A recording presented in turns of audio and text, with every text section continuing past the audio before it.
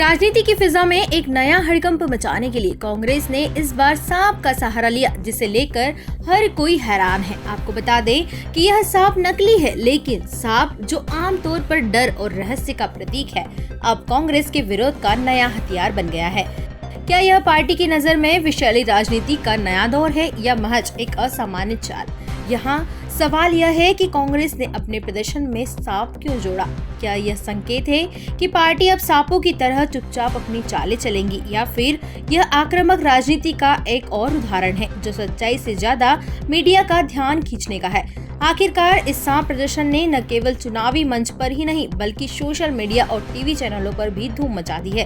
क्या यह राजनीतिक जगत का नया फैशन है या कांग्रेस केवल समय और परिस्थितियों का फायदा उठाकर सियासी ड्रामा कर रही है?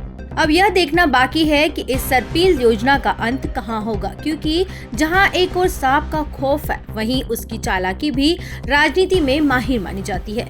यहां कांग्रेस विधानसभा के बाहर कह रही है कि भाजपा सरकार युवाओं को जैसे सांप की तरह डस रही है।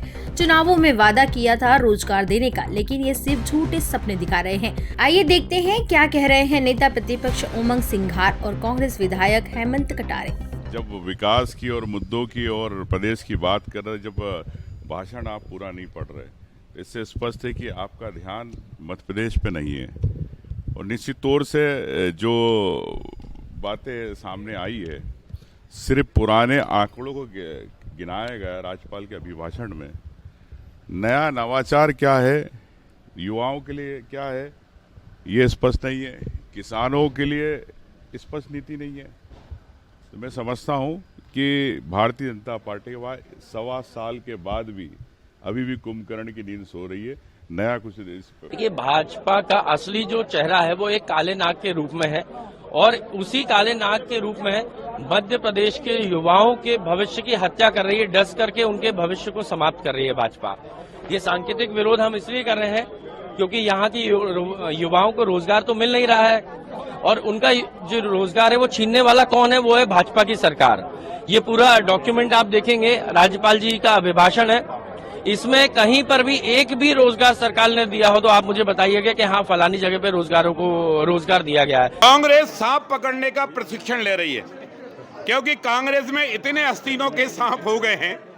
जैसे मैंने कहा कि जीतू पटवारी जी उमंग सिंघार को डस रहे हैं, उमंग सिंघार दिग्विजय सिंह जी को डस रहे हैं, दिग्विजय सिंह जी कमलनाथ जी को डस रहे हैं, कमलनाथ जी राहुल गांधी जी को डस रहे हैं, और राहुल भैया वगैरह ये तो सब परेशान है। अरुण यादव जी का तो पता ही नहीं है।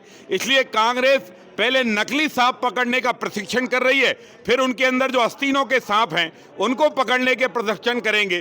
कांग्रेस से एक काम और आखिरी बचा है, वो सांप पकड़ने का। उसके लिए हम उनको शुभकामनाएं देते हैं।